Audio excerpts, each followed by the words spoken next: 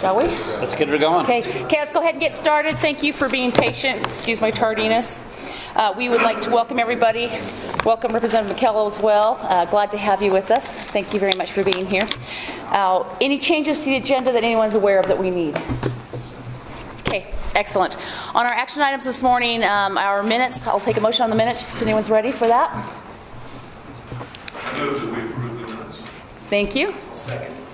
Thank you very much. All in favor? Aye. Any opposed? Excellent. Thank you very much. Monthly financial reports. Any questions on the reports? Excellent. Yes, please. I would like to know that insurance, this is insurance for liability coverage to align with the state requirements so that we can have activities down at State Park. We're right on target, but we might have to bump that up a little next year. We're down, there's $21 remaining in that account. It's typically all spent up front because the premiums are due at the beginning of the year. But just to allow for what we've already seen is some increases from year to year, we'll probably have to introduce that a little bit in next year's budget. But otherwise, everything else on our budget is well inside our budget range and going. Excellent. Okay. Thank you very much. Any further questions, comments? Just maybe a question. Please. We're about bottoming out that bonus. Where is that making it? We'll just evaluate next year. I don't know that it will. So this covers us for the year then? It does. Okay. Excellent. Thank you. Okay. With no further questions or discussions, I'll take a motion. I would move to approve the financial statements, Okay. financial reports. Got a first and a second? Second. Further comments? All in favor? Yeah. Please. Who seconded? Oh, sorry. Brad Frost. Yes, sorry. I was writing it down, yeah. Okay, perfect. Thank you very much. All in favor? Aye. Any opposed? Very good. Motion carries. Item 3, we actually need 75% total. We're missing 3 members right now to take action on this. We can do it one of 2 ways. We'll talk about it first, obviously. We can either go ahead and pass it, make a motion, and then grab the other 3 electronically, or we can push it until further down the agenda. Any preference one way or the other? I'd say push it. Let's wait a little bit. Okay, perfect. Sounds good. Let's go ahead and go with number 3 then, please, Eric. Thank you, and thank you everyone for being here. This year, we have another big year for restoration work on the lake. Let's see here. So each year, grants cover the vast majority of the work that we complete down on the lake. So we partner with Utah County largely to implement most of this work. Some of it's contracted out, but the county are the ones that carry out a bulk of that work, and we're trying to push more of that to the county as we can be more efficient in using their employees. So this year, or for the 2020 year application, which starts July 1st of this coming year, we are putting a request in through the Watershed Restoration Initiative for $163,000 or $164,000. And then we typically, the county will put in a similar match grant with Utah Department of Agriculture and Food for a similar amount. So this year that request is up $1,000 and a bit. But the combined plus the in-kind from the county usually puts us somewhere in the ballpark of about just under $400,000 for restoration work around the shoreline of the lake. All of you noticed, well, I don't know if you noticed, in the corner of the parking lot before you leave for sure. It's hard not to notice it. Right? The tank in the corner of the parking lot. So we were able, with our partners last year, the state, we had both working around state lands, Department of Agriculture, Central Utah Water, and Watershed Restoration Initiative through DNR, all came together and provided funding for us to be able to purchase 2 of those machines. We have one parked out front. And right now the county has their motor pool guys building the mower attachments that connect the mowers, these hydraulic flail mowers that we purchased as well, to attach onto the back of those, and then those will work in tandem and work all year round with the funding that we're able to pull from these grants. We'll have 2 grant-funded county employees run those year-round. So we're pretty excited about that. I think that will be the most effective treatment for the second phase of the treatment of these Phragmites on the lake that we've ever had. So this is self-serving, but is there any way we can have an event where the mayors can drive one of those? Just It would be. I'll make all collectively. I'll make a motion. When's your parade? I know that when I'm ready to the go. land chambers arrived, I think that there is an opportunity for some to drive, so I'll talk with the county and we'll see if we can arrange Fun. it. That'll be excellent. I've already put in a request and I think it's a great thing, so. Well, I think that would be beneficial also, not just as, a fun thing to do, but really to let the mayors really see what we're getting and how it's going to function. So I think it's advantageous. Hey, the PR event. PR event's great. Purpose to the fun. That's right. Purpose to the fun. Absolutely. Excellent suggestion. Okay. So this year, we've set aside, this is the priority area that you see in yellow here on the map. The northern portion of that, so including Provo Bay on the right, I actually have that laser here. It reaches that far. So about this portion here, all the way about ending About there. by the marina, the Saratoga Springs Marina. It's kind of a thinner strip along that west side of the lake.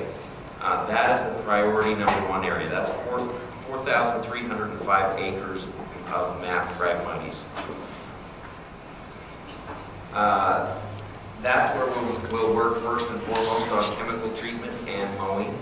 But this portion here down on the southern side, these areas down here, this is a secondary area, and so if we don't know how fast we're going to accomplish the mowing with those machines yet. We're not sure.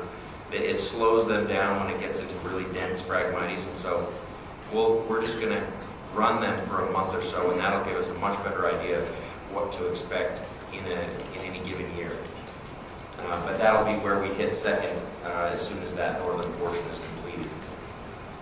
And that's an additional 2,000 acres. There's still a remainder of another 2,000 acres on the lake that is, I guess, the third string priority at this point. But we're also looking at, and we'll talk about this later, this portion right here is an area that we're looking at a potential partnership with some private landowners, and we have one here today, Keith Holdaway. We'll talk about a project where we might be able to engage in some grazing as a management tool to reduce the need for mechanical treatment, and would also open up a potential partnership where we have some neat arrangements with public access. So we'll talk about that a little later in the meeting.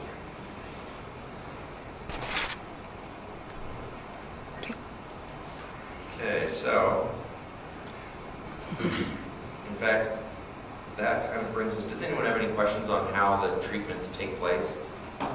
Is it seasonal at all? Does it matter what time of year?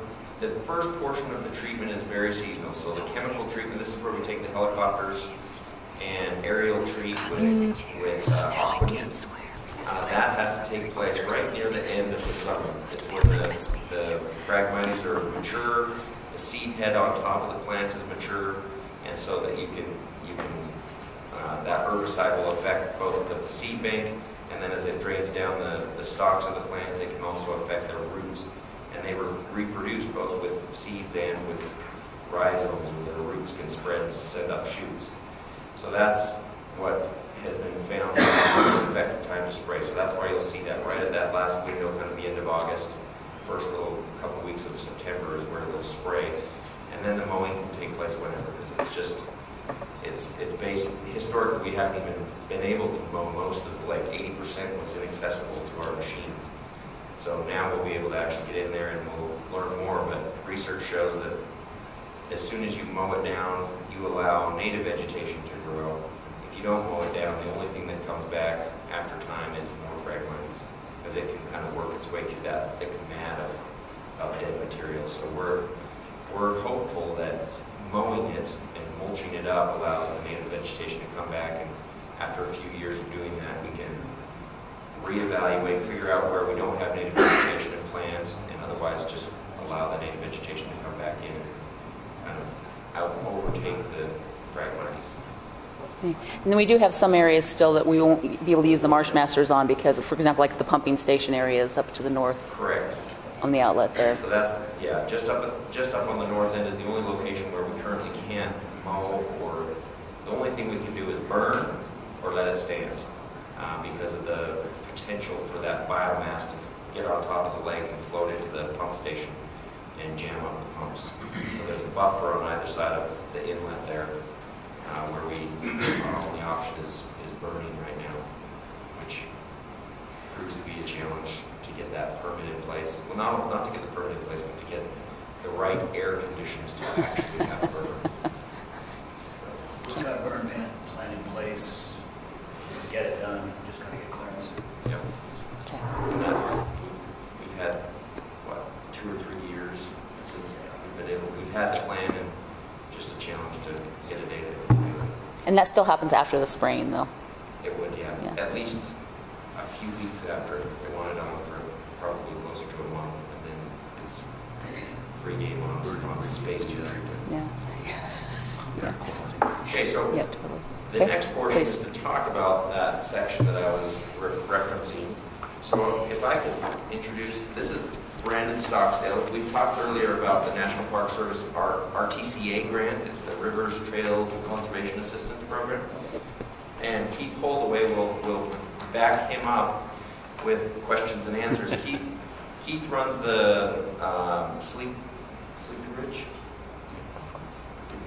Yeah. Golf course, and has been a landowner. The Holdaways have been landowners in this area for generations now, 3 or 4 generations. Since the homestead. Yeah, so we're excited to have Keith here with us as well. We'll have Brandon kind of start his presentation. You can stand wherever, I'll give you a clicker, and I'll pull up your presentation.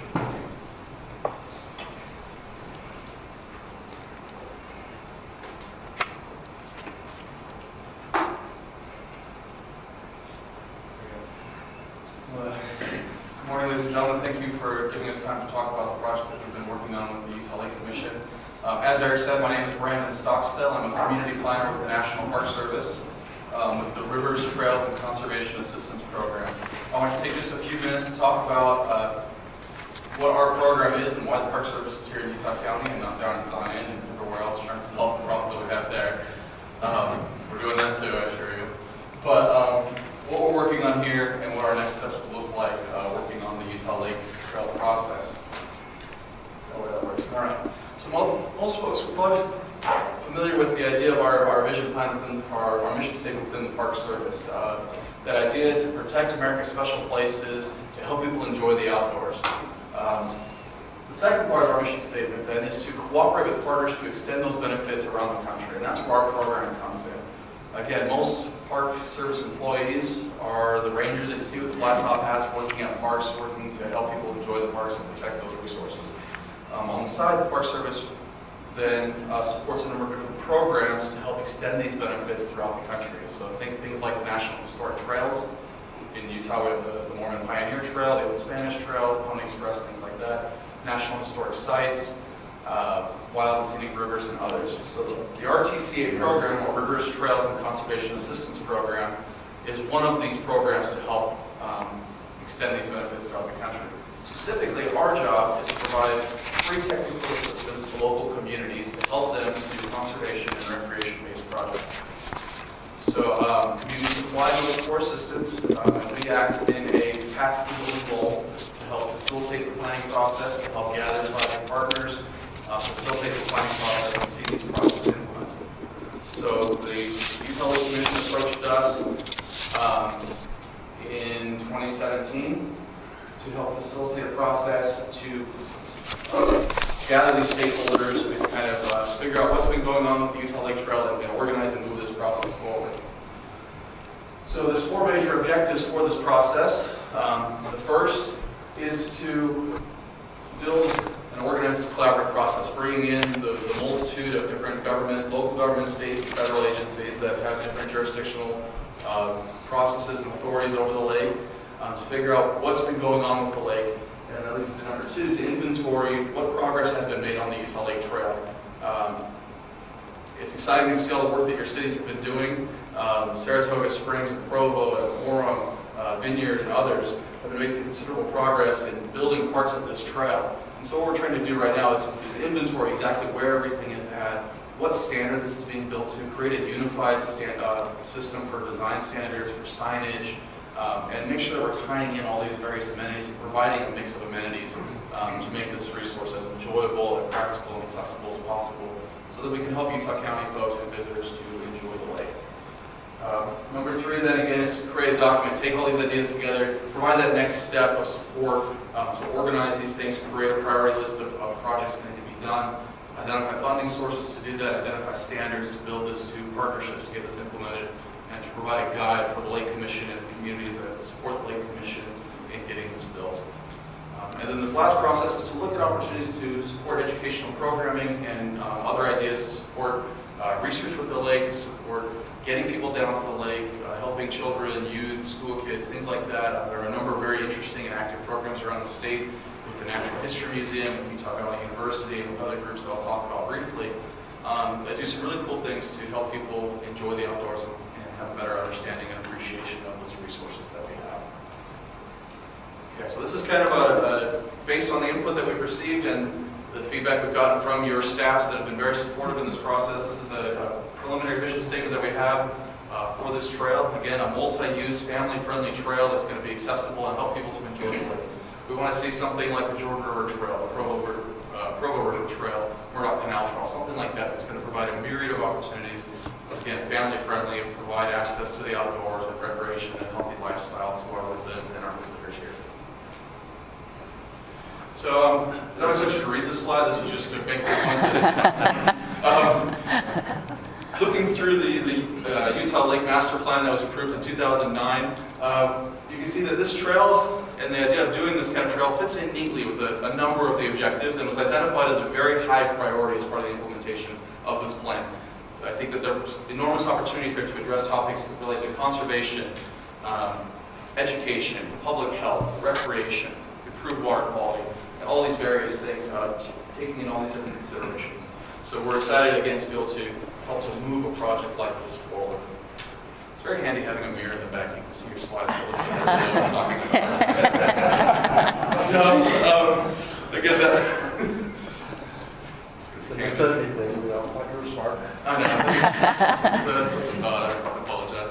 So our first objective, again, was to identify these partners, figure out what's been going on, and for lack of a better phrase, kind of herd the cats. This is a massive project, a massive geographic scope. There's a lot of energy, enthusiasm, and good things happening in relation to that. And so we're trying to just take an inventory of what's going on. So you can see these are some of the agencies and groups that we've partnered with. Again, I've met with, I don't know if we have folks from Genola here this morning. Not yet. Okay. I think it's the only town I haven't met with. But all of your other staffs have been incredibly supportive, have provided data, we've had some meetings, and it helps to identify some of these first steps in getting this going. We've met with a number of state agencies. Laura Alt and her folks with Forestry, Fire, State Lands have been great. We've got Bureau of Reclamation. BLM is incredibly excited about this and has done some things to help move this forward, from looking at doing some no-cost easements and right-of-ways and some things like that to help get it supported. So there's all kinds of enthusiasm to move this forward. So again, based off that 2009 plan, there was a concept put in place to say we'd like to build this lake trail. There was various levels of planning that went into that.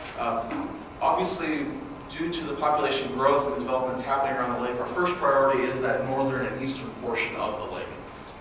Basically Provo Bay over to Saratoga Springs, where a lot of the restoration activity is happening, and frankly where a lot of the access and use is going to be happening in the more immediate future. And that's been in various stages of plan and development.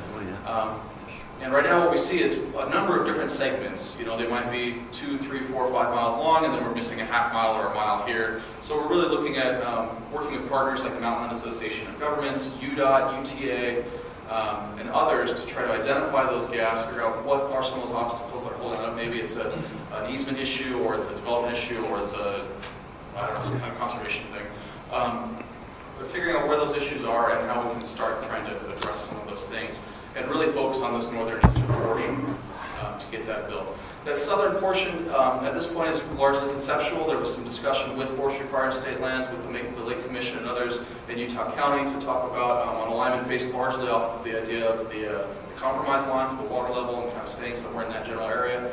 Obviously, there's a number of different uses going on there, still a lot of agricultural use, a lot of different property owners, and that area is going to take much longer to develop, but is no less important. And so our goal there is to kind of firm up what some of these different potential alignments could be, working with groups like the BLM, with these local communities, and others to figure out what those opportunities would look like, what those needs are, and could there be potential phasing opportunities. Maybe we start with some kind of unimproved trail, you know, catered more towards equestrian and things like that, and then moving more towards a more formalized or developed or improved trail as those areas develop in the future.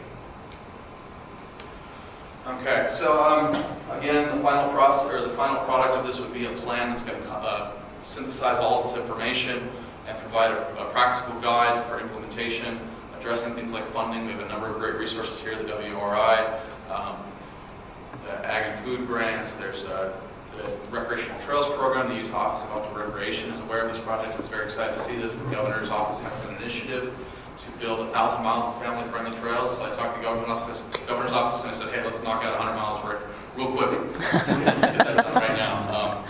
So we got to prove it to them first. But there are a number of resources available to do this, and again, if we can get our ducks in a row and continue the collaborative process that's been going on to get this built, there's huge opportunity to see this kind of thing done. Okay, this last component was to talk about programming and educational outreach. Again, I talked a little bit earlier that there's some really awesome programs. We've got things like the iNaturalist and Citizen Science program. I've been working on river restoration projects on the Price River and Helper. We're starting a project with the Spanish Fork City. We're working with Provo River, the Weaver River up in Ogden, doing a number of different programs to help. So for example, in Helper, the Helper Middle School sits adjacent to the Price River there. And as we've been doing invasive species removal, removing railroad ties and cars and a house from the river, and restoring the natural flow of this river and creating an ecosystem, it's actually been, there's some interesting challenges as the ecosystem and habitat has become restored. We have a problem now that beavers have returned, and the beavers keep eating all of our trees. So never solved that. That's what they do. Yeah. But it's been cool because we've been able to use this opportunity to help get these kids involved. And so we did an iNatural splits down there at the Natural History Museum and Utah Department of Environmental Quality, as well as USU Extension brought staff down. We trained some teachers in the area, science teachers and others, to use these kind of downloadable programs on your phone where you can go, you can take pictures of different plants or animals or things like that. You can tag them. It's been incredibly successful to help research different types of flora and fauna around the state and see those kind of patterns. We've had kids doing tree plantings and invasive species polls and natural grass plantings and things like that. And so it's really created an opportunity for ownership of this process in that community, as well as, again, some unique learning opportunities. And so we see great success in that, and there's interest in trying to do that. We're working with groups like Utah Valley University. We're interested in engaging the schools and the communities as they're interested. Working with the Utah County Health Department and others to, again, how do we promote education? How do we get people down to the lake and help them better understand it and appreciate the value that this ecosystem has in our community? All right. So as part of that, one of the, I think, really unique and encouraging opportunities that's going on in the area right now, particularly this kind of Provo Bay to Powell Slough vineyard area, is this Walkara Way project that the Holloway family has been so active in leading. This is a really exciting and unique opportunity to see a family and folks that have been stewards of the lake and involved in the lake for such a long time, working with these local agencies to explore future opportunities as the uses around the lake changes, as the needs around the lake changes, and as we try to address some of these long-standing issues of invasive species and access and hunting and other things around the lake. So how familiar are folks with the Walkara Way project? Some are more familiar than others. It's been pretty high level and not very many involved as of yet. Okay, excellent. Excuse me, dealing with the inversion with everybody else.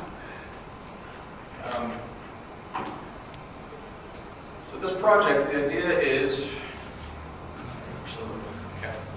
to look at what potential opportunities there are along the lakeshore. Again, working with private property owners with looking for an opportunity to create this kind of restored habitat, removing some of the invasive species, because the fragmite is that topic, just a little blurry, but easy to get lost down there if anybody's been down there more than 10 minutes. And bringing back out of this historical perspective on what the lake used to look like. Again, making it more accessible, making it more productive. And so these are some of the major goals of that project, to look at habitat restoration, to improve public access, and to look at historic preservation opportunities. There's unique history in this area with Native Americans, with the first settlers in Utah County. There are artifacts down there, and there are other things that could be another public asset and opportunity to help people have a greater understanding and appreciation, again, of this resource. So there's some examples of this. The White Bartholomew Family Park, and down in Springville, in that area, that there is a precedent for doing this kind of restoration work, that it is successful, that there are these legacy opportunities for families that have been a part of these communities to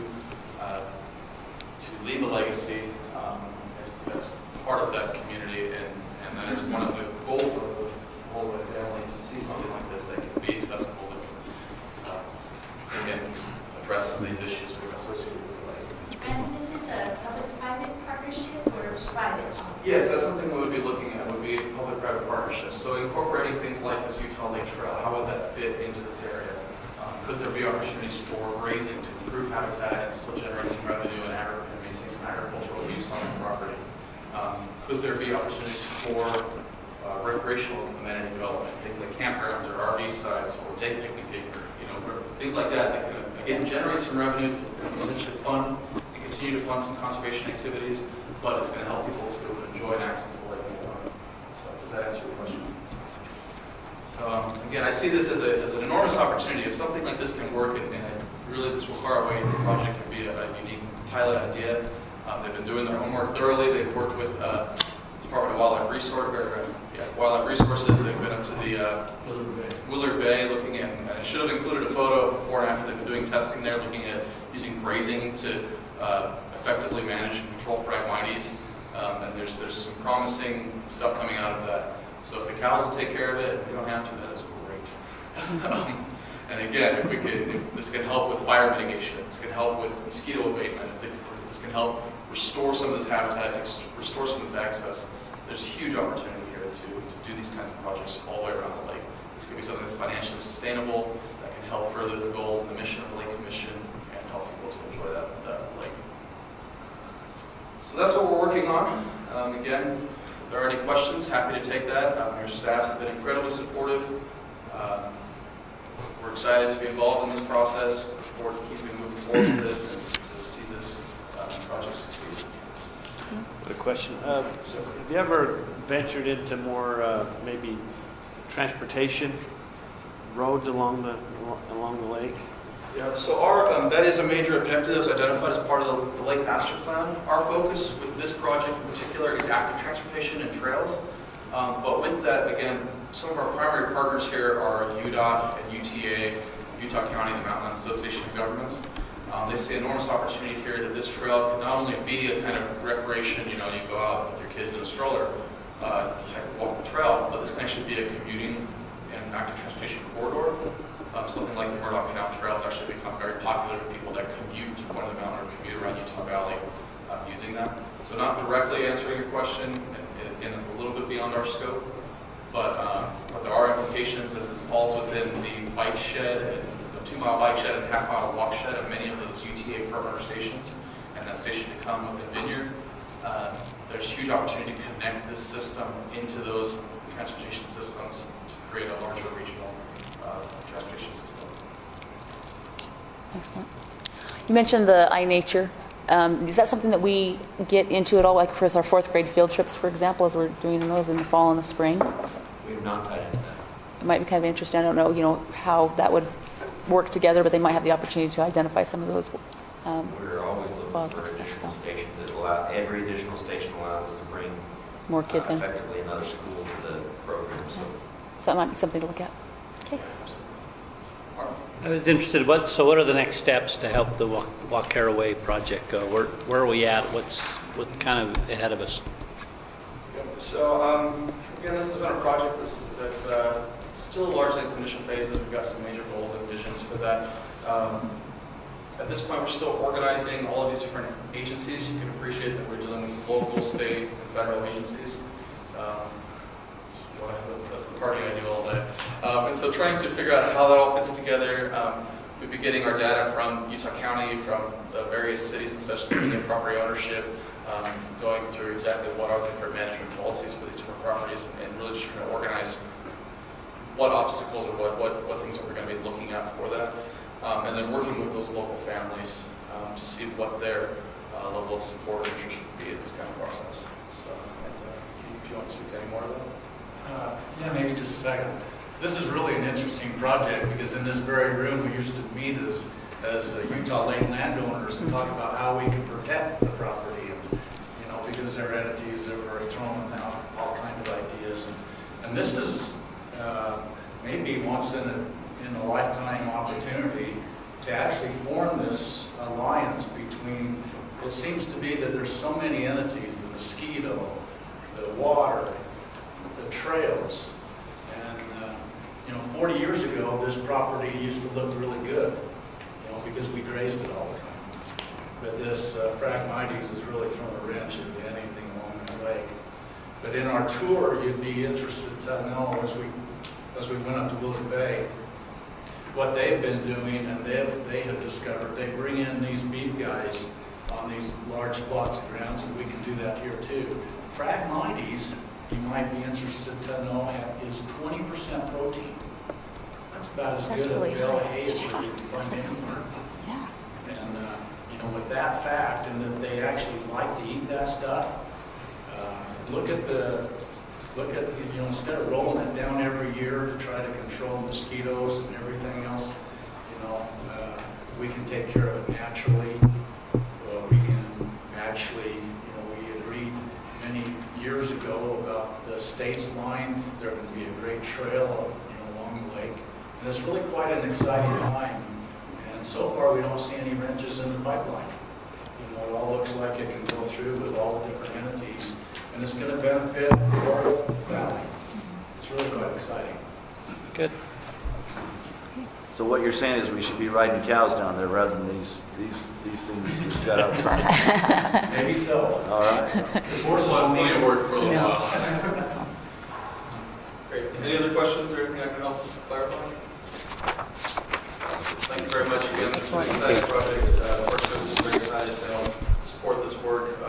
Your communities and your staff have been great to work with. And we look forward to continue working with them. Excellent. Thank you very much.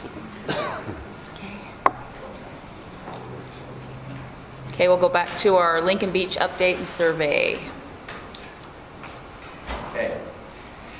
The survey, I think we may have talked about this briefly last time. Utah County was able to acquire the portion that connects from the Lincoln Beach Marina out to Lincoln Point. It's 17 acres.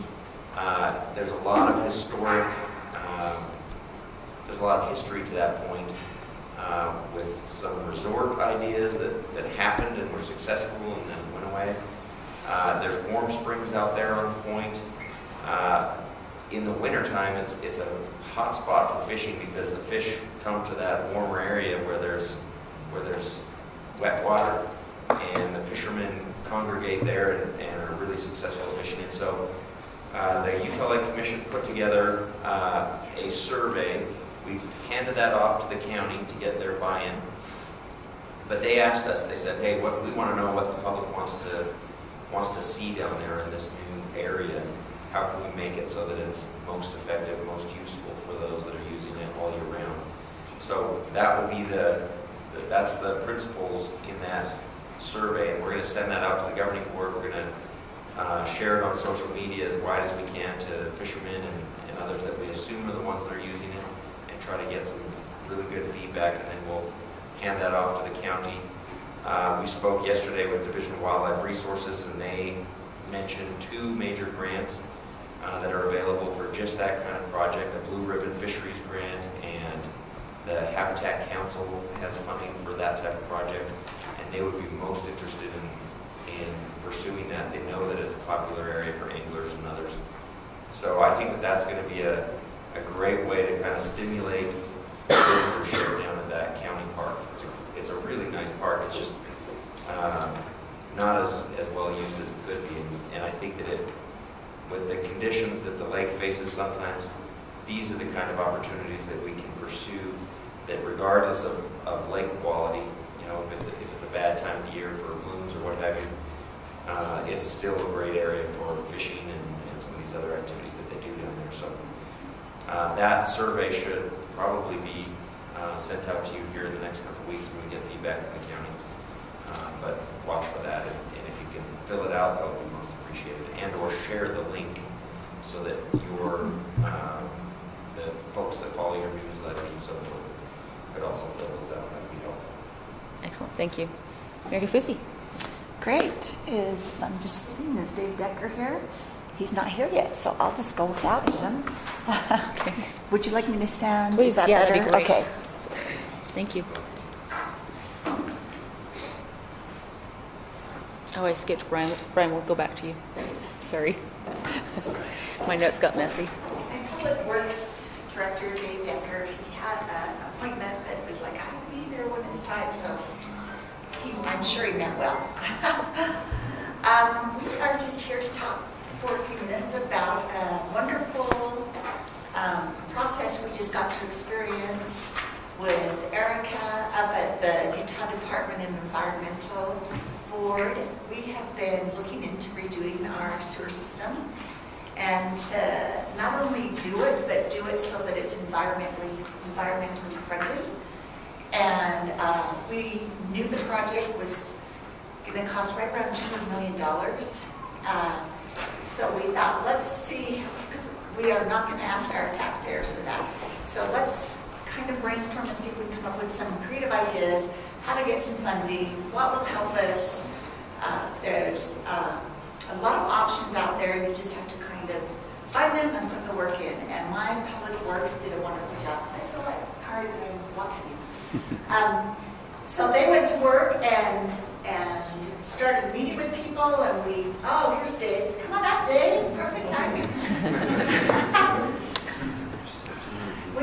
The Public Works and Dave Decker went to work and just did a phenomenal job. They reached out to Erica and said, help us. We want to not only do a wastewater treatment, we want to do the wastewater treatment of the future that is going to be good to the environment, that's going to help with our aquifers. I mean, that kind of covers the whole, everything you can possibly think of. We initially asked for $120 million for the loan, and we wanted it at 0.5%. Don't laugh, because I know everyone's like, you would never get that, right? Never. Well, we didn't get the $120,000 because other cities came forward and needed help as well with their projects. But we did get 77.8 at a 0.5% interest rate. And so we were thrilled. $2 million of that is grant money.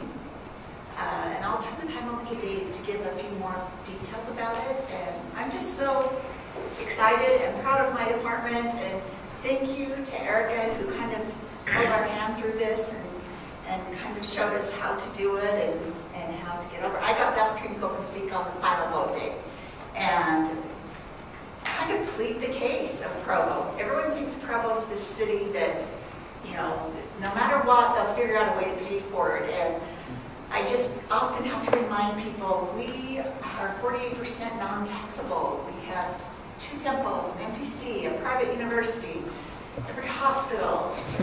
We have to run our city on very little tax base.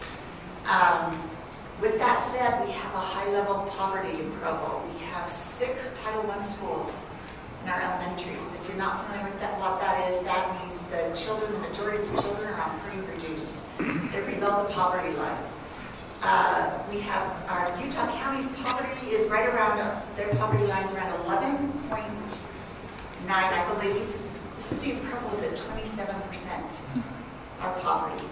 It's just people, I think we just look like this shining star. We're really good at like shining our windows and stuff, but when you get down to the trenches, Provo really is a hardworking city that needs help once in a while. So Dave, with that said, I'll turn the time over to you. Thank you, Mayor.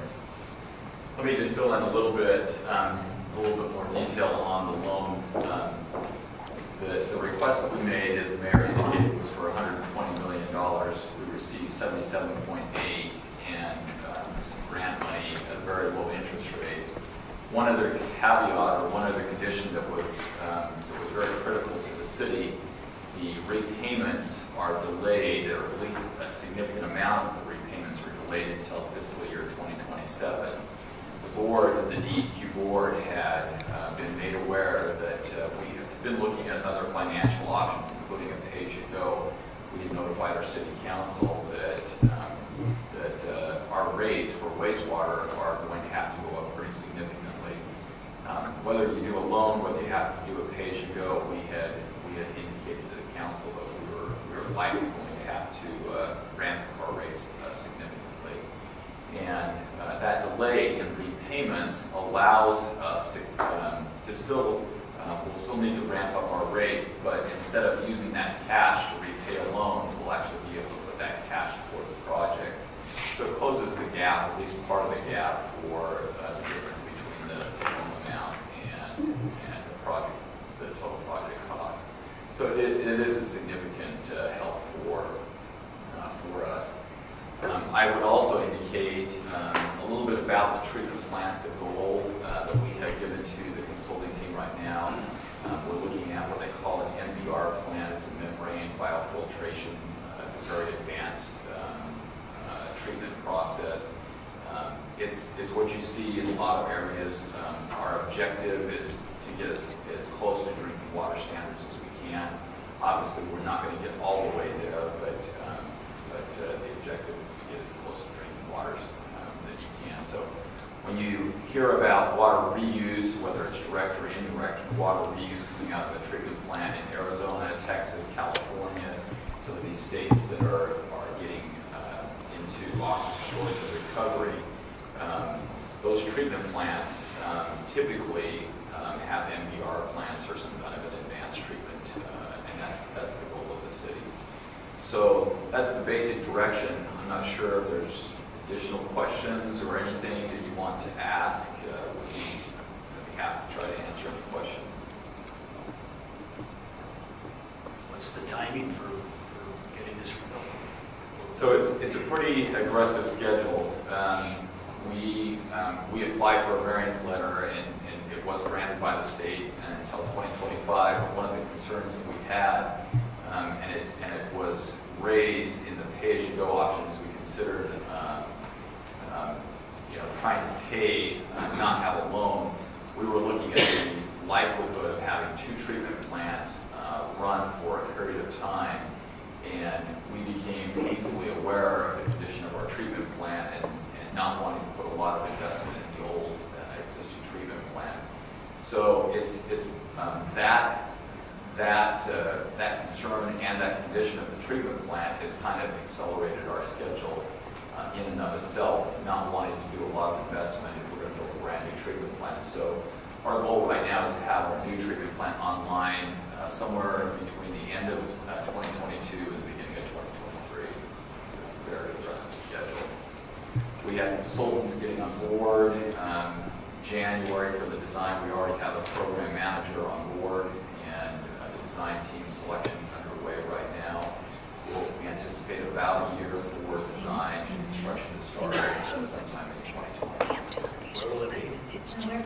Yeah. So it's still not finalized, but the likely, if I had to, every once in a while, the mayor keeps asking me, where we're going to end up building this. We We did a site study some time ago. I think it was about a year and a half ago. We did a site study looking at 4 different sites.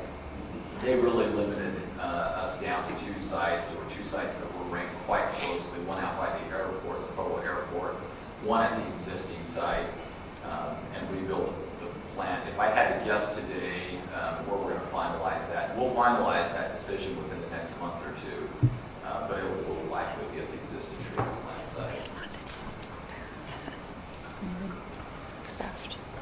Can I just say one thing? Please, Belmies. We are so pleased to see this project come in. It really solves 3 problems. It's showing leadership in the county to really improve water quality in Utah Lake, Provo discharges into Provo Bay. You could even see in that map that was up earlier some of the algal blooms that occur in that part of the lake. So the city's really kind of taking that on ahead of schedule, which we really appreciate. It's also solving the infrastructure concern that we've got infrastructure that's 60, 70 years old. This is a problem we see across the state.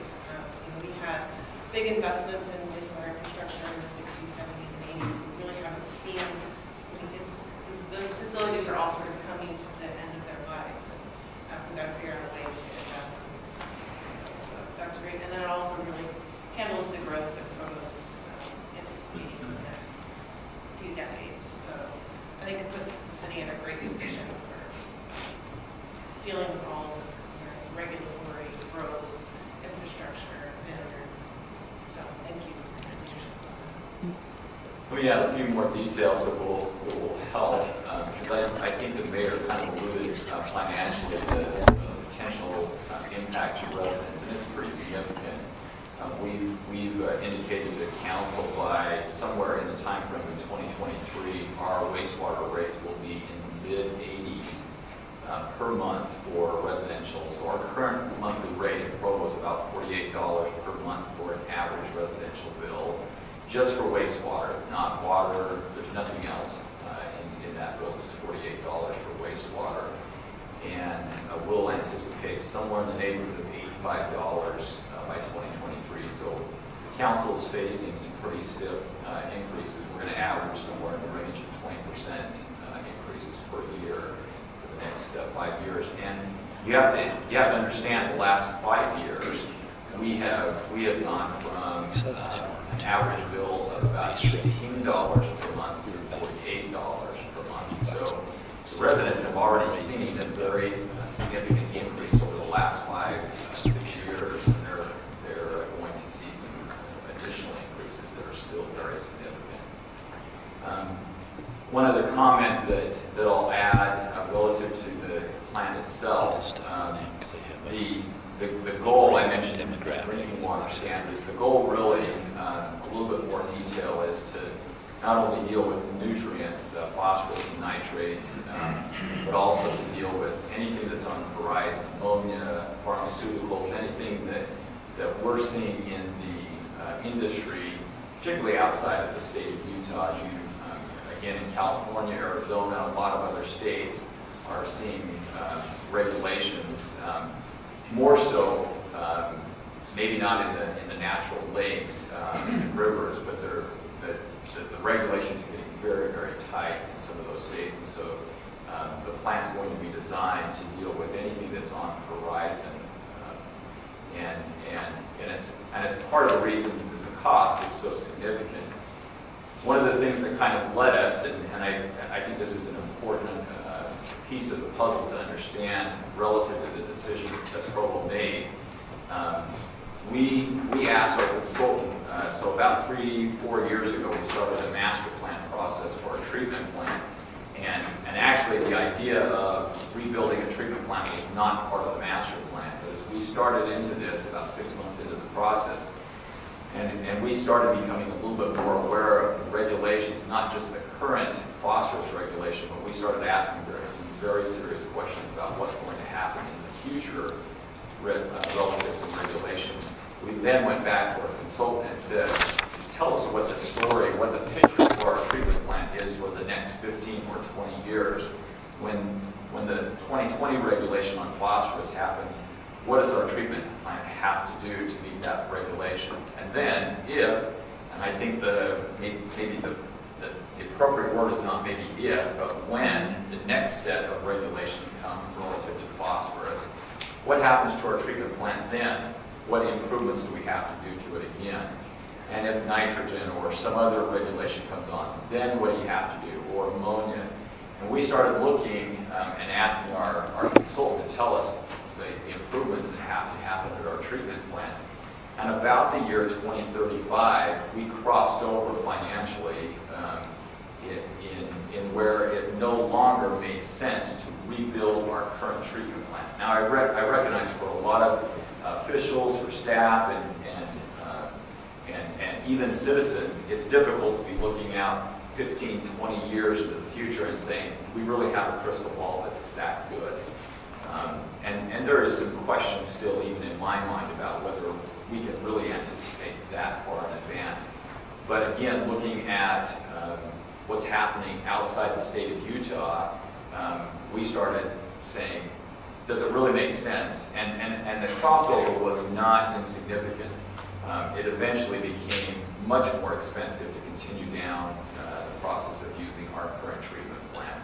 It's an older, it's a trickling filter plant. It's an older technology. Trickling filters do not deal with phosphorus well at all. And simply trying to modify that older process eventually did not make sense any longer. And so the question became, do we want to invest any money at all in the treatment plant, the current treatment plant at all, or do we just simply cut the strings on the current treatment plant and start over? So that was one of the significant decisions that was made. Please. I'm aware that initially you're not planning to do the aquifer recharge, but at some point, long range, what is it, up to 20% or something like that?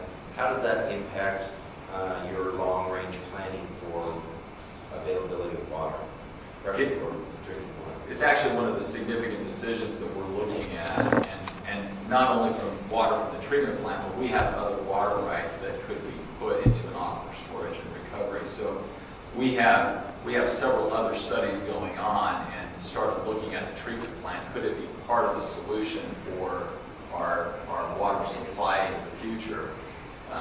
And outside the conversation with the treatment plant, we were getting a little bit concerned, in fact, more than a little bit concerned about the future drinking water situation. Provo City overall has very good water rights. We feel like we're sitting in a pretty good position relative to water. But if you look at the last 10 years, we've had two what I'll call exceptional water years in the last 10 years. There's a few average years, but there's more negative years. There's more drought years in those last 10 years than even average years. And we're starting to get a little bit more concerned about what the role is. And I don't know everybody's position on climate change, but I think relative to the reality that we're looking at right now, we feel like we have to bolster some of our drinking water supply, and we have to take a little bit more proactive approach. And so aquifer storage and recovery is one of the realities that we're looking at in Provo. We have several locations along the foothills of the mountains where we feel like we could artificially recharge the aquifer in a pretty productive way. And where the supply comes from that water, we have a couple of different sources. The treatment plant is one of those sources that we look at. Okay, very good. Thank you so much. Thank you very much. Okay, excellent. Brian, please. So I'll give a quick update on the Utah Lake Restoration proposal, the Islands project that's been proposed to the division. There has been some movement over the past couple of months. We've been in a holding pattern essentially since the activity of the past legislative session, essentially waiting for the project proponents to inform us that they have the funding to proceed with the NEPA process, the federal EIS, with the Army Corps of Engineers. We haven't wanted to get too far out in front of that. It doesn't make a lot of sense, because if they can't go through the NEPA process, then it would just be a waste of state staffing time to do much more with this. So we've been constant communication, interaction, particularly Laura Hall. She's the point of contact for them and the lead for us on the project. They did tell Laura a couple of months ago that they have their funding and are beginning more serious discussions with the Army Corps of Engineers, but the funding is there to proceed with the Corps. So with knowing that, our first step essentially after receiving the application was to work with our Public Lands Policy Coordination Office. By rule, they convene a state interagency resource review team. And those invitations were sent out a couple months ago, and we convened that group for the first time about a month ago. And really it was simply the first step, just to introduce them to the project, give them the proposal. I mean, it's a relatively thick document, so it takes time to just get through, answer a lot of their questions. Laura talked them through what our process is and what they would expect as staff that are now assigned to this for their respective agency.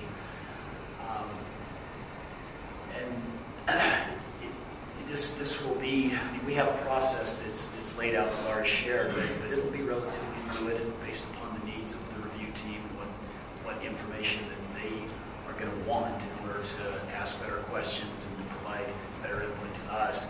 But what they asked for immediately after this first meeting, and Laura's begin to set these appointments up for the first of the year, is to have a few work sessions with the project applicants. And the way we're going to do it, based on the review team's request, is to focus probably 3 different meetings on 3 different groups of topics. And so those resource specialists that have an interest in that topic, possibly somebody from UDOT might not be interested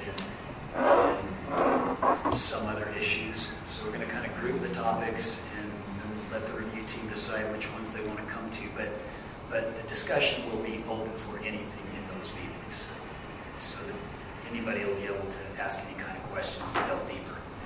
Once we have those meetings, then the presumption is the review team will at least have the basic information that they need to go back and begin to work with their staff. And the intent is that they provide questions back to us. Each review team member provides questions back to us that they need answered before they can begin to more so or better advise us as to the decisions that ultimately I'll need to make, and then Director Styler if there were to be an appeal. So it's the first of a long process, but it is underway, and we suspect that we'll start to hear more from the Army Corps of Engineers at the beginning of the year as to how they're going to proceed, which will be interesting to watch because the local Army Corps staff they don't have the capacity or the expertise to deal with this. So we're not sure how that might be an interesting agenda item just to invite them here to talk about their processes.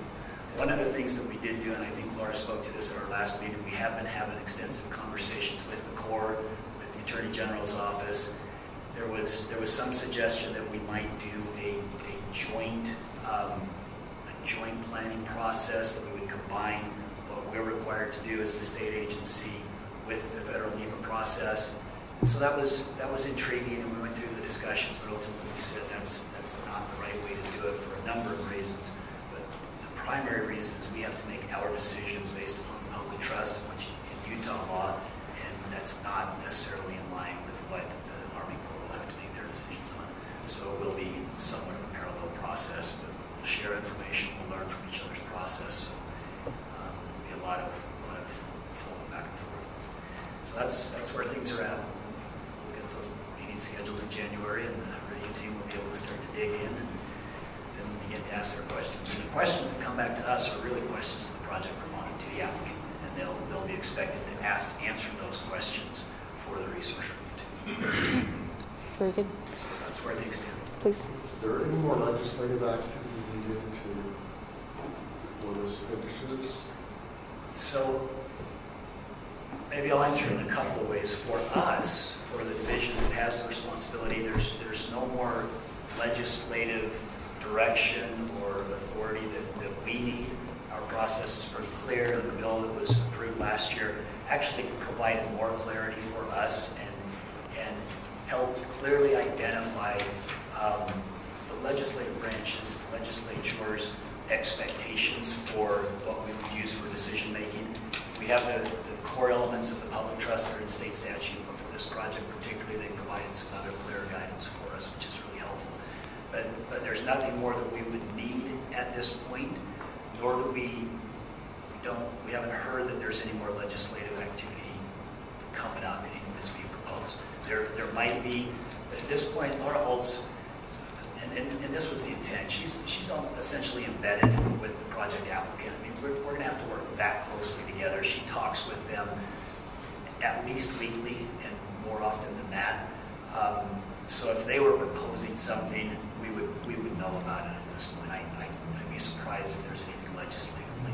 We don't need anything at this point. Okay, any other questions? Excellent. Thank you, Brian. Appreciate that. Okay, at this time, we're going to do a small breakout session. One of the things that we've been talking about in executive meetings is that we have all these grants that are available, and a lot of times we're missing matching funds and some of those small fill-in type projects where it's not going to take a lot, but we do need some funding. Looking at also the grants that we have, they may or may not be available in the future and those kinds of things. So we've been looking at funding in general and how we might get some funding. So Eric, do you want to kind of take it from there and tell us what our plan is? So that's a good intro. What we wanted to do is put you guys to work for a few minutes. So we have a clipboard and we'll just divide by each bank into 3 groups. And what we're looking for is some innovative ways to come up with a ballpark. You can hang on. This isn't an ask of the group per se, but this is what funds are available either through fees or taxes or existing tax pools that would be a good way to fund, let's say, $500,000 to $1 million a year that would be able to allow us to maximize and leverage those grants that are available through federal sources, through state sources, that currently all require a match of, let's say, a 50-50 match or sometimes even greater, so that we could get some meaningful projects done around the lake. So, any questions on that? Yeah, so this could be water quality projects, it could be access improvement projects. So what we're hoping for is just a I don't know, Brainstorm. 5 to 7 minute brainstorming session on what you think could be a potential pool that we could look into or create. Any questions? No sources of money. Is it something we can talk collectively about, or bring it smaller as So we're going to purpose do, of that? so we're going to do just in general, and we'll break into groups, and then we'll come back and just kind of share if we had any, brilliant lightning strikes. Okay, let's go ahead and go 5 minutes then. Oh, and one last thing. Yeah. When I arrived in this position, a survey had been conducted, and one of the questions that they asked were, if projects were to be done on the lake, would you be willing to pitch in? And the response generally was people were willing to pay somewhere in the ballpark of $3 to $5 a month if it meant that it would really make a difference at the lake. And so I think that's way more than we would need. If we were to pool the sources of Utah County, that would be above and beyond anything we'd ever hoped for. And so, $1 million, let's say, a year is more like $8 or $9 per household per year. So just to kind of give you a conception of dollars per house. Eric, how much do we already get from the county on the tourism tax? I don't know what the total amount of the revenue generated from that tourism tax, but I know it's fairly substantial. But do we get a portion of that? No. Well, that's why Write that down. Yeah. Okay. So if you 5 want to jump in, and then 5 of us, and then 5 of you, that'd be great. And then Eric, if they want to come and kind of gather around, I'm okay with letting them.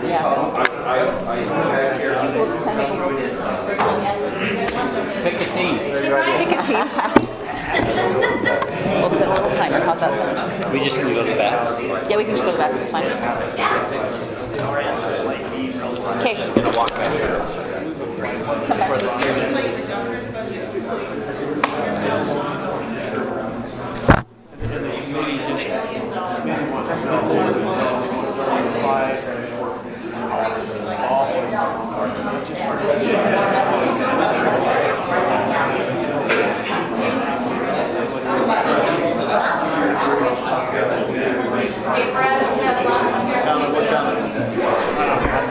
Come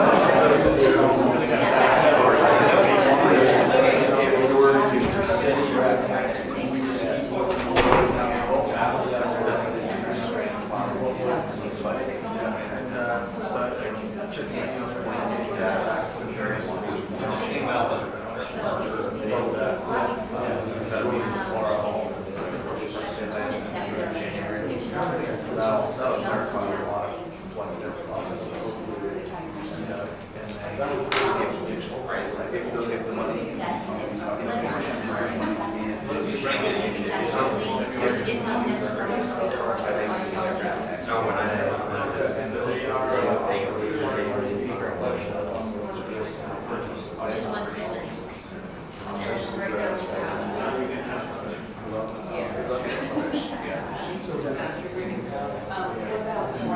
I'm excited to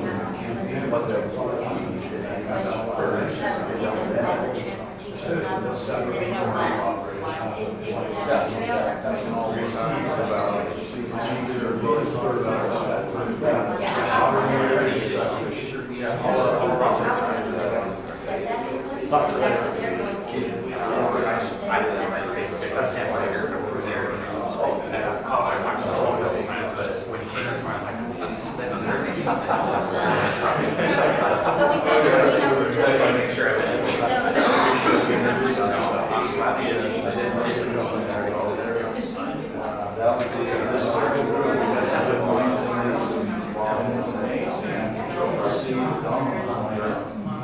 once everything does, it makes things happen. I don't see it. I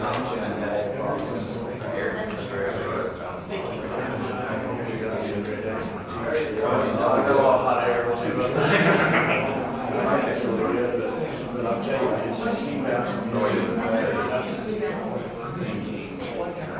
oh yeah, this can be. I've never felt the same way. What we actually realized.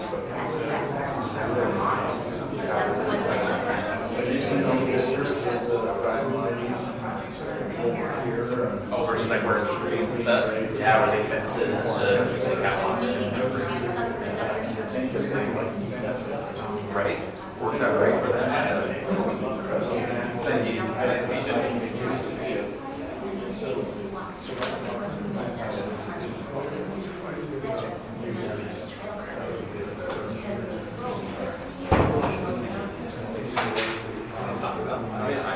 I agree with that. Part of it, I think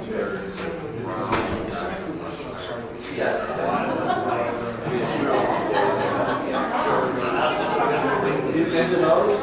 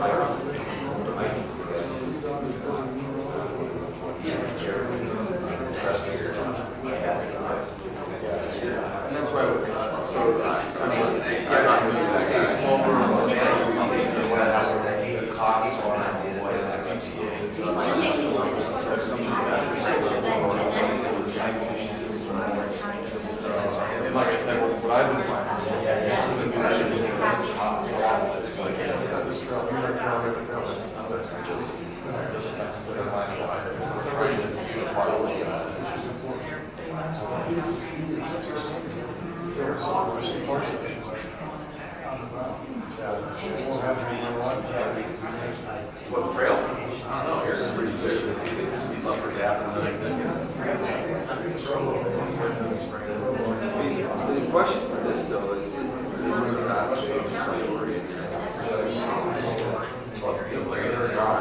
so right on the bike.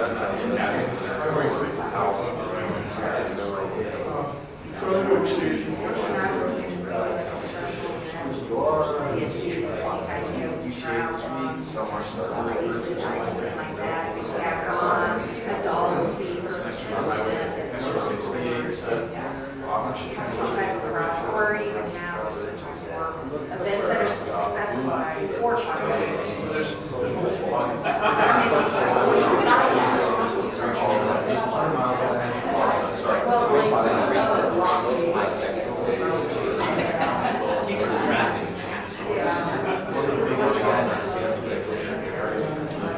like right now.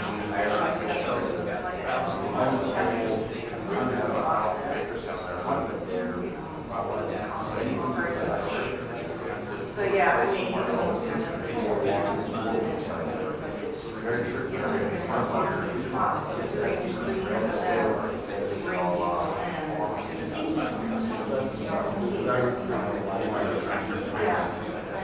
otherwise,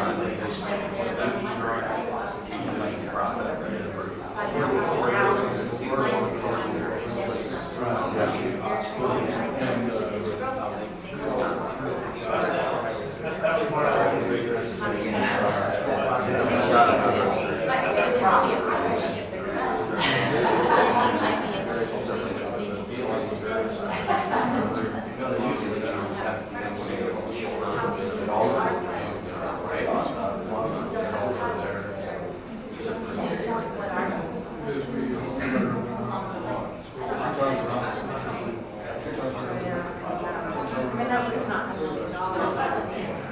If every event.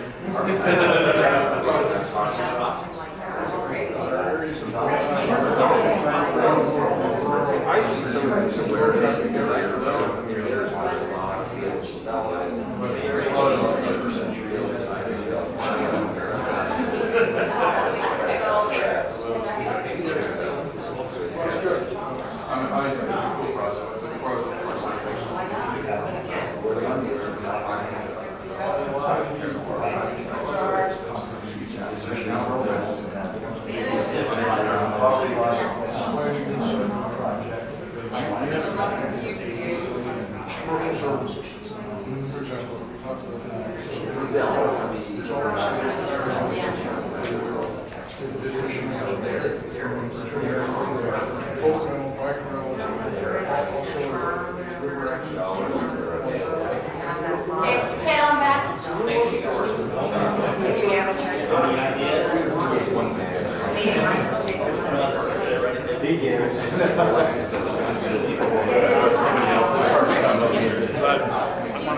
there anything on there that you guys want to address before we get started? Are we going to do the interlocal vote? What do you want to do? We can do it. We're missing 2 still for 75%. I'd rather have a discussion with everybody. Or 2? If it's not time sensitive, we can wait till next. I think so. Wait till January or whenever we're meeting next. Just see. Okay. We're not meeting again. We're not meeting again until March, Brad.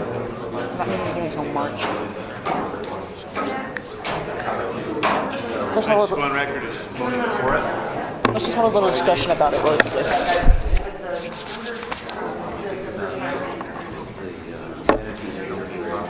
So I loved your statement at Max. Yeah, well, they came to me and said we need a minimum of $10,000. And I said, oh, you're getting nothing from me. Yeah. But I said, it's so wrong. I looked at me and you said, well, it seems like we're repeating because that's exactly what I said. I said, and what do we get for $250,000? And they said, well, we'll get a booklet that will give us ideas. I said, well, I feel like I have 8 city planners that are doing those ideas every day. Exactly. Okay, let's get going. Let's take just a couple of minutes to discuss any ideas that came up really quickly, any further things, and then let's go back to the interlocal discussion for just a minute after that. Go ahead, Eric. You want to lead us? Sure. So maybe we'll start just to go around the room and kind of voice some of these ideas, if that's all right. Go ahead.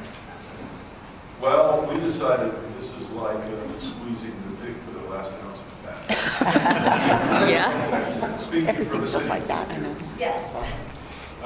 These are our ideas of no particular value and importance. We question where the tourism tax money that the county already is collecting and how it's apportioned. Could we apply for a portion of that? UTA possibly as another source of money, since in Vineyard we have the transportation money. And there's money allocated in that, and it's right next to the lake. Could we get a nexus there possibly at that? Legislative requests, we don't know how that works. So putting my head down. I didn't mean to be overly negative. Well, there is a surplus. Yeah, I heard that. It's sort of like the tooth fairy. Yeah, it's something like 2007 to 9 surplus. Yeah. Keep that in mind. Could be weird. Same amount of surplus. Conservation easements, we discussed that as a possibility. If somebody would be a broker, they collect some fees out of that possibly, but there you run into the extremely restrictive rules of the Corps of Engineers, etc. Public-private partnerships, I know Vineyard we're doing that with some developers getting trails extended at a steep price. Carbon banks. Possibly finding a way to get growth of that situation, collecting a little bit of money off the top of that. Going to MAG for some of their money, but that's all matching money, at least from my experience. And then, of course, the wonderful, always attractive idea of applying for more grants. There we go. Endless list of possibilities. Okay, Mark, go ahead. Okay, and remember, these are just brainstorms, so don't quote us as saying we're planning to do all of these things. And if you do quote us, it was Mayor Kafusi's idea. Oh my word. They're all brilliant ideas. So the travel and tourism tax, we said maybe there's some avenues on the P tax word. We won't fully mention that one. The city municipality, so maybe there's some of the membership fees that could be utilized towards some matching funds and some things that are available in the cities, and or the city fees can be used for some of that. Looking at user fees at the harbor and other people that use the lake, maybe there's some avenues there we could look at. Can we get more cities outside of Utah County and Utah Shoreline involved and participating in helping with projects? There was maybe a wildlife hunting access. People that are using the life for hunting, fishing, and other wildlife-related stuff could be some avenues there. The special license plates that could generate support for the lake as well as revenue. DNR has pots of money. It's probably more finding out if any of those pots of money are boiling in our direction. Like the idea of the grazing, and maybe there's ways to increase grazing access that might also increase not only the revenue, but a little bit of discussion on being able to reduce the costs it takes to manage the lake through some of those avenues that either increasing revenue and or decreasing costs. Mayor Frost really liked the idea of a Utah Lake coupon. Actually, that was dealing with the grading. Money saved. It's the money saved. Could be a buy one, get one free. Now, bring be a nice. Be nice. I think it's a great idea. There's with all of the sayings and slogans, maybe there's ways to generate revenue from PR sales on Ski the Scum and those kinds of T-shirts and things and hats and supportive thing. I had it used to be. It was. I had Come out of the one. license plate. Serve. So we have legislative support already. That's right. Ski to scum, I mean, who doesn't like that? There's Potentially, there's ways to get schools involved with some grants that are available through schools that could utilize in projects in this direction.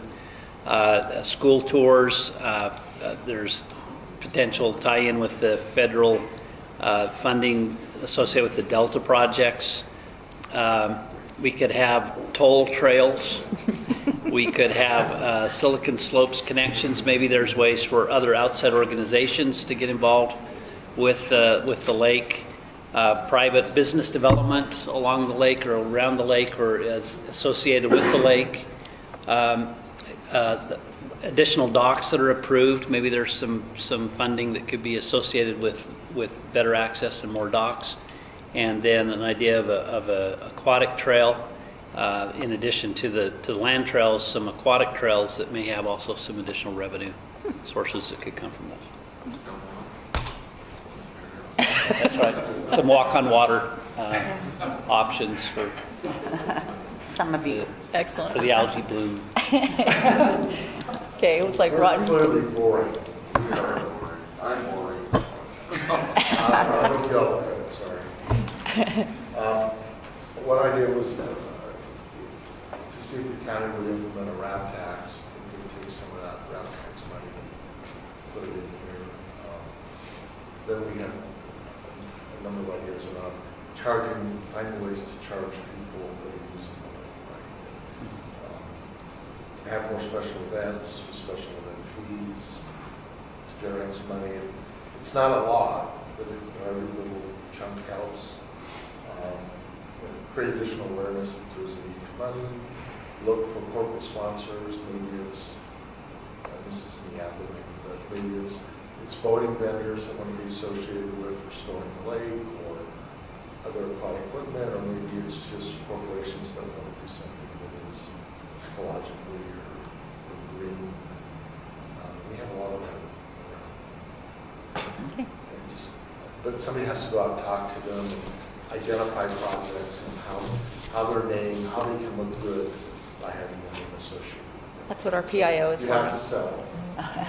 Sam can sell it. You need a good salesman. Yeah. Who sees a good salesman? Yes. Okay. Excellent. Tell me more about a RAP tax. RAP is Recreation, Arts, and Parks tax. It's municipalities or counties can implement them. It's 0.1% additional sales tax. And I was told if the county implements it, then cities underneath it can't. So has anyone, we've implemented it. Has another city have a RAP tax? We do. It's Orem City. Yeah. Oh yeah, Orem, that's right, yeah.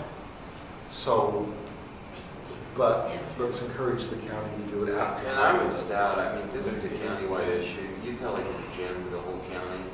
And I think user fees are important because we're always going to collect, and I think there should be a fee to pay, pay to play. But if we really want a broad solution, the county at some point needs to lead out. It's got to be broad. And I don't want to throw the county under the bus, but to me, if we really want some sort of revenue long-term to protect the lake, the county's got to step in. The state could step in. But the challenge I'm always going to face is why are we passing a tax for Utah County, Utah Lake? I mean, it's got to be local. It's got to be local, and who encompasses local is the county. And I've sat here for years. I would love to see the county lead out for something very specific. If that's a toilet tax of some sort, the county comes forward with. I'd love to see proposals because all of this will generate revenue, but in the end, it's got to be sustainable. Corporate sponsors come and go.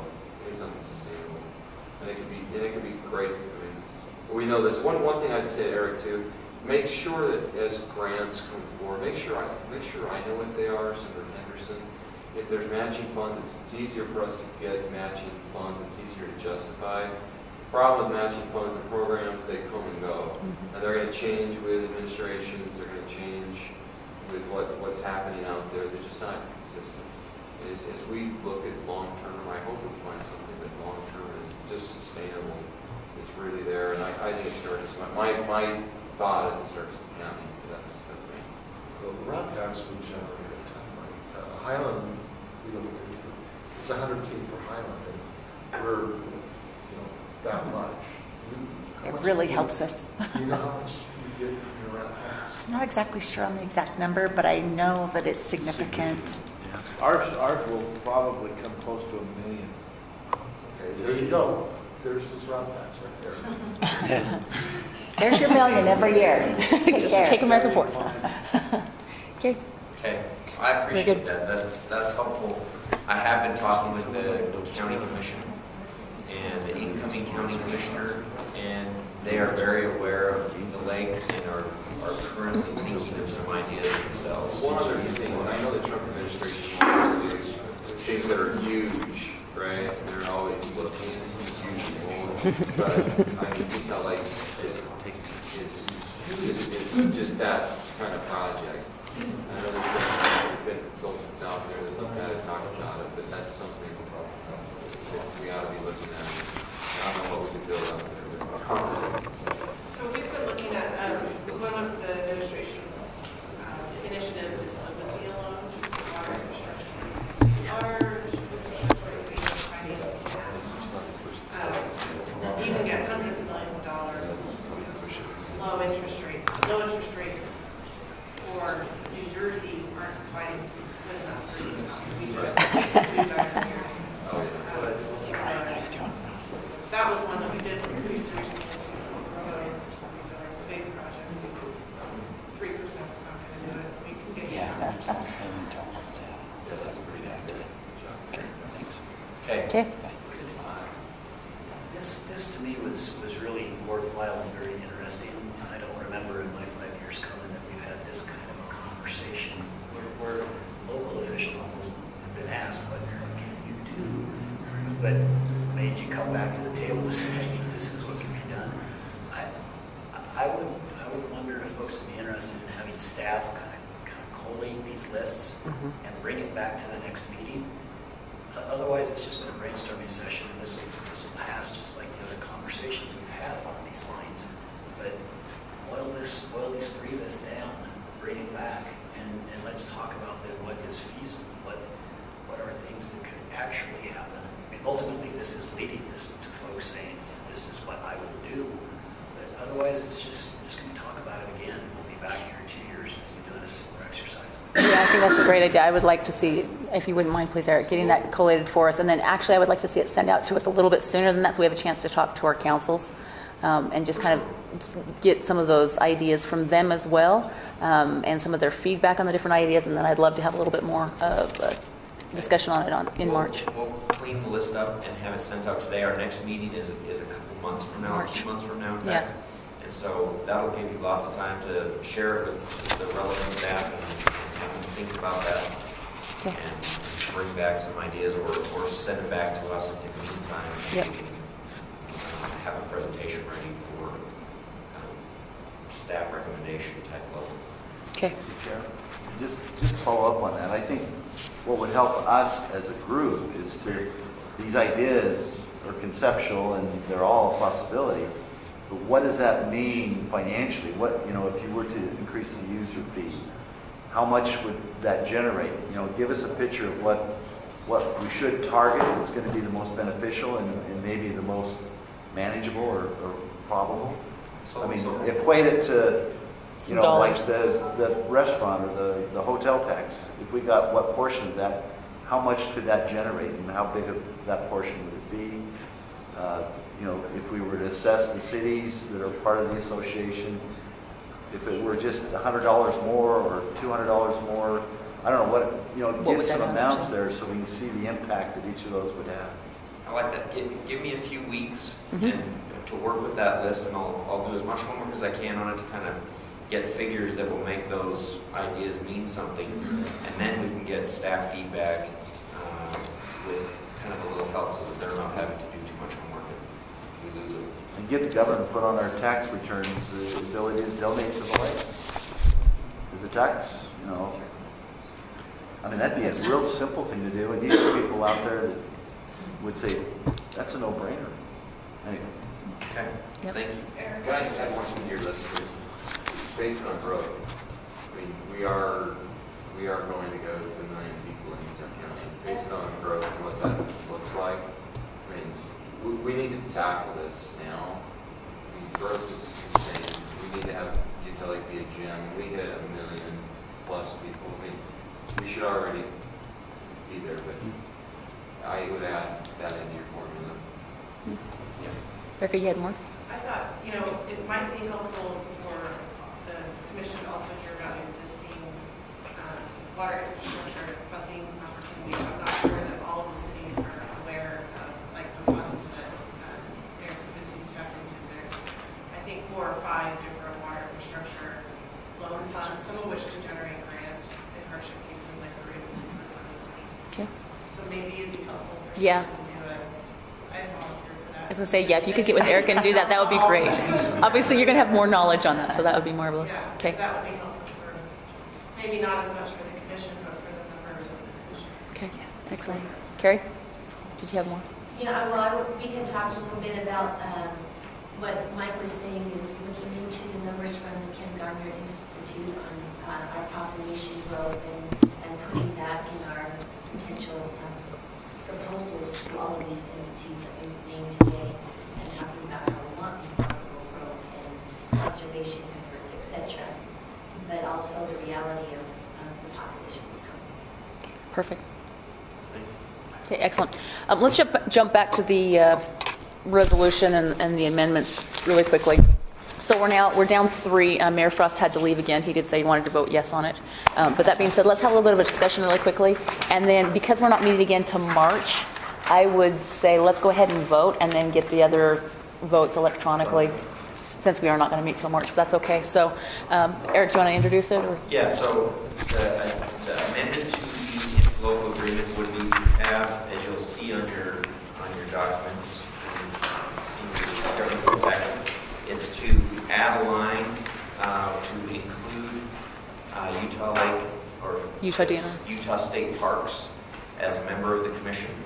They're a critical entity down on the lake. We do a vast majority of our activities and projects down there at the Utah Lake State Park. And they're also the law enforcement entity for the entire lake. And so having them as a partner will be a huge win for us.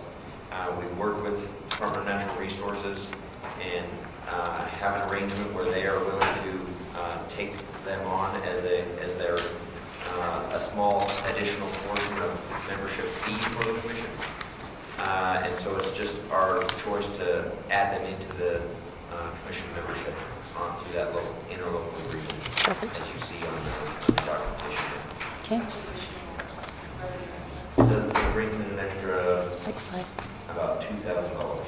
Yeah. And so we recognize that state parks is not flush with cash, but their partnership is invaluable to the commission. And so I was more interested as a staff working with them to have them on the commission for free if we could, but getting a little bit extra is also. Don't tell them that. It's too late now. Yeah. Put your thumb over that. Yeah. No, we're also interested in addition, a little bit of additional budget, but the partnership with them will be valuable. Very good. Questions? I would move the question and say I move to amend the agreement as stated. provided in our agenda. Okay, Mayor Mann's made a motion. Second it. Rick Fusi seconded. Any others? Comments? Quick, I was going to do it. Excellent. Okay, we'll take a vote. All in favor? Aye. Any opposed? Okay, none opposed. And then if you'll get that out to the rest of the voting body. Okay, perfect. We just need 3 more. 3 more. Okay. And Mayor Frost did vote yes. If you want to get that electronically as well, you can. But he did tell us he was in favor of it. So however you want to take care of that. Excellent. Yeah, so we need, well, because Mayor Frost left, so we needed 3, but if we count him, then we need 2 more. Yes, thank you, Mayor Mann. Excellent. Okay, Sam, let's got less than, we've got about 20 minutes, not quite, so let's go. Well, I'll try to take only a few minutes. Perfect. Yep. I just want to hit on 2 things briefly to report to you on our communications outreach efforts. First, with the PIO luncheon that's listed on your agenda. So this is with a group of public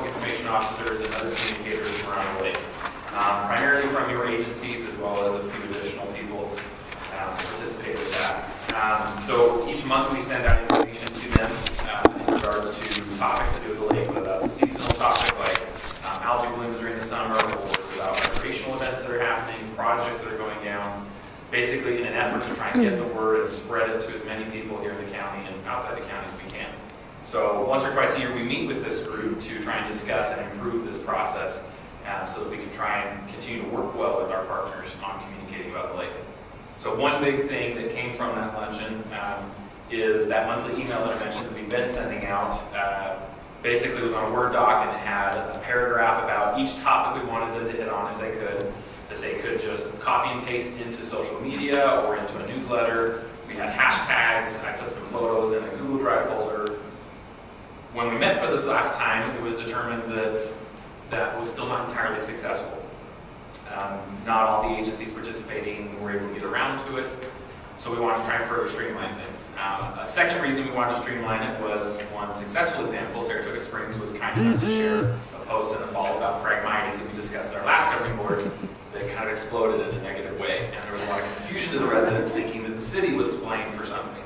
And so moving forward, one of the requests that Saratoga Springs suggested, their PAO, was that we instead make posts on our page or our accounts and then have those reshared to try and establish that chain of communication and the credibility coming from the commission itself. So our packet went from usually being 1 to 2 full pages to I think my most recent one was about a half page. Because all it said was, Christmas in color is during December. Look for a post on this date on Facebook and Twitter, please reshare it. So instead now we're communicating with these PAOs, these people who are social media and other accounts. We're scheduling our social media in advance and just notifying them as to when it is, and they still have that ability to choose to share it or not, whether they feel it's relevant for their audiences. But it has streamlined it. Since we did that, we had that meeting, I think it was November, right? Late November. There were already 2 posts that I'd included in that, and they've been shared by 4 or 5 different cities and other entities since then. So I feel like that's been a good success already, and that has greatly expanded our reach. One example, one of the first posts on Facebook, we have, I think, just over 1,500 followers on our Facebook page right now. And I think at the time I checked it, only Saratoga Springs had shared it thus far, and it already had reached 2,200 people.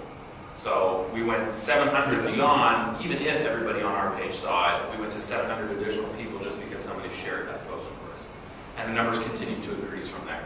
So we think that was a great success. The meeting itself went really well. We discussed some other ideas we'll continue to try and refine about communicating to these groups about what's going on there. The second thing I wanted to hit on is our annual photo contest. So we recently completed that in October. We had over 30 entries to it. I heard recently that apparently they really like our contest. Apparently our prizes are a lot better than most. Our first place prize winners this year each won $250 to either Alan's camera or picture line. So they can use that to purchase new materials, print some of their photos or whatever they'd like to do there. It's also a great opportunity for us to collect photos that can be used to promote the lake. So if you actually flip to the back page in your packet, part of why I want to bring it up today, you'll see a lovely colorful sheet like this. If you'll, each of you put your name or agency at the top when you get a minute, doesn't have to be during the meeting, it can be after, but then circle which of these photos you'd like to have, rip it out and get it to me at the end of the meeting today. Just as we did last year with the photo contest, the commission is going to cover the costs of printing canvases of these that you can then post in your public offices. In fact, not to mention Saratoga Springs' name yet again, but one of the photographers who won last year saw their photograph posted in City Hall when she was in there, and she was ecstatic and called me. She Facebook messaged me and was super happy to see that her photograph was in a public setting and was promoting the lake because she loves the lake so much. So if you would circle that, we'll provide that to you. We'll probably have them here at the next governing board meeting in March, is usually how we do it. And then just wherever is appropriate in your city offices, whether that's the mayor's office, the council room, the front secretary, or wherever you'd like to be, so that people can see just how beautiful the lake is and be further incentivized to go visit it. So the contest went really well. We will continue to have it. It's one of our ongoing events. And the photos have been great for the work with those local photographers. Other than that, our efforts continue to be ongoing. So if you have any questions, that's all I've got. Excellent. Thank you very much. Okay. We are on to Erica. Do you have any further for us? Please. Yes. We are. Yeah. It was worth it, though. We do not have our technical committee members here, so we can hold that for the next meeting. We get one extra minute. One extra minute. So for an update on the Utah Lake Water Quality Study, we are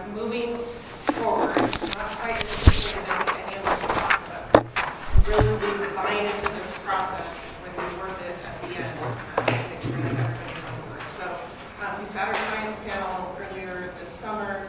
They've met probably 5 or 6 times now to try and answer some of the initial charge questions that the steering committee has posed to them. Last month, we hired a technical consultant for the science panel so that the science panel can direct a consultant to analyze data, do some literature reviews. So we're finally getting started. The goal is now to have a strategic research plan available next spring so that we can actually start doing the studies and do them in a strategic and efficient way. The steering committee met yesterday. That was a really good meeting. Sam, thank you for your contributions. There was a good discussion about how to increase our public engagement efforts for the study itself. I think we're going to wait until we have something to say before we can really engage people, but I think we've got a good plan in place to do that with the commission being one of the lead communicators for the study.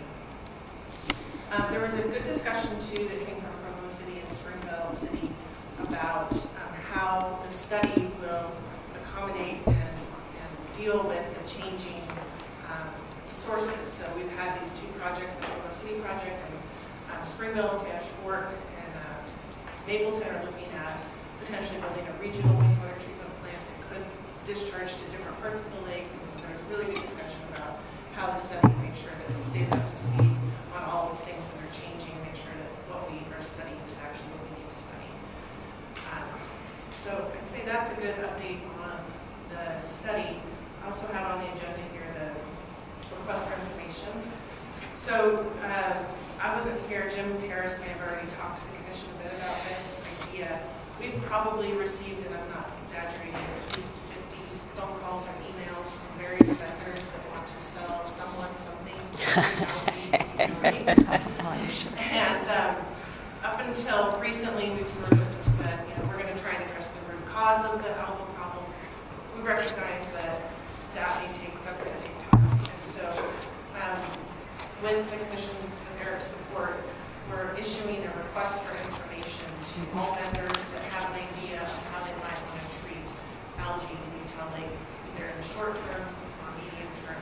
Maybe not the entire lake, maybe something we focus on the marina areas or public access beach areas. To the extent that our agency is involved, anyone who wants to propose to put a chemical into the lake, we'll have to evaluate that for public health and environment. A lot of the treatments are copper sulfate that result in copper concentrations that can be detrimental to fish, so we have to go catching sucker and see how this snowballs. So the request for information is not an RFP. It's really just asking all the vendors to give us their information so that we can evaluate what might be a reasonable approach. And the idea would be to use some of the money the legislature allocated to Utah Lake last year to actually test some of these ideas out in the next fluid season. So there's a number of agencies that will be involved in reviewing those. Right now we're in a bit of a disagreement with procurement because we're asking that the vendors have to demonstrate that they have information that can ensure public health and environment are protected, and procurement feels like we're being a little bit too restricted. But we don't want to get the snake oil salesman that have no data. We want to see the solutions that are actually realistic. So that's an update on that.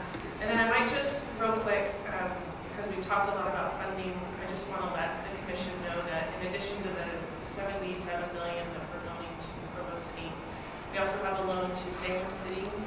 Salem's building a brand new wastewater treatment plant, also state of the art. And the governor just released his budget. It includes $200,000 of ongoing funds for harmful algal monitoring. Up till now, we've had a one-time appropriation last year. It was really successful. It really allowed us to do proper monitoring and communication with local agencies. So that's an ongoing request that we made. And then the governor also recommended $1 million for water quality studies, and that's one-time money. 3 of the studies that we'd like to do would benefit Utah Lake. One is on harmful algal blooms, understanding dynamics better, and using satellite imagery to better start predicting where they will be. Right now, by the time we get our data, the blooms move, and so we're kind of always playing catch up. A second is in using genetic tools to identify sources of E. coli. We do have an ongoing source of E. coli coming out of Linden Drain affecting Linden Marina. We're very concerned concerned about. We have found human markers, so there's some connection there that's a problem. So that study should be helpful to Utah Lake as well. And then the third is helping counties do septic density studies. So we've had a request from Utah County Health as well as other health departments around the state to help them do a better job of planning where and how to permit septic systems, especially in source protection areas and headwater areas where there is no sewer access. So anyway, that's it. Is there anything else on the agenda? I think those are the signage. Oh, the signage. Yeah. Arrived in my office yesterday. Nice. Let me tell you, developing permanent signs by committee is quite challenging. The second printing of the signs, because we use the term health department like, so we redid it all. It's now done, and we'll probably put those up in the spring. Okay. Not working. And they're already cited, and the contractor knows where those sites are and has photos, so if they give the green light. This will be, allow the health department to put, warning, open, danger, whatever, and hopefully reduce the amount of media attention we get, which is sort of how it be. I assume the contractor will be in contact with the different entities, the different municipalities, and as far as when they're actually going to go in and install. Okay. But all the The seven sites are locations where they will go, a city official was aware of that and Yeah. kind of helped out with citing them. So. Perfect. Okay, great. One little thing. Please. I neglected to mention that Lori Backus is here with State Parks and will be the representative from State Parks. She's the regional manager. What does regional include here? Utah Lake, Bear Lake, and Camp Floyd. Oh, Awesome. Big area. Lots of parks. decent size, yeah. It's a good thing we were very positive about welcoming you. You didn't vote on something that you didn't want. That's